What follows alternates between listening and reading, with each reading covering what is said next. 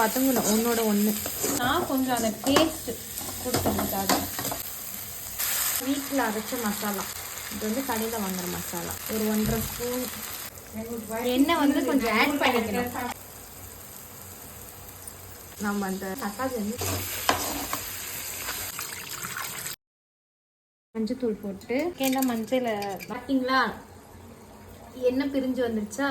தக்காளி இன்னும் கொஞ்சம் வேகணும். தக்காளி நல்லா வதங்கிடுச்சு. அந்த இறாவை எடுத்து தண்ணி இல்லாமல் வடிகட்டி இப்படி இது வந்து 1 கிலோ இறாக்கு இப்போ இறா வெந்திருக்கும். பார்த்தீங்களா, இறா வந்து கொஞ்சம் நல்லா வெந்துருச்சு. அப்போ என்ன நல்லா ஒரு வாட்டி இப்படி கலந்து விட்டுட்டு இறா எடுத்து இறா வந்து வெந்துருச்சு. இந்த மாதிரி வந்துடணும். ஓகே. கொத்தமல்லி இலை கொஞ்சம் வந்து கொத்தமல்லி வந்து காம்பாக இருந்தால் தான் எடுத்து சாப்பிட்றதுக்கு நல்லாயிருக்கும். உங்களுக்கு எப்படி தோணுதோ அப்படி செஞ்சுக்கோங்க.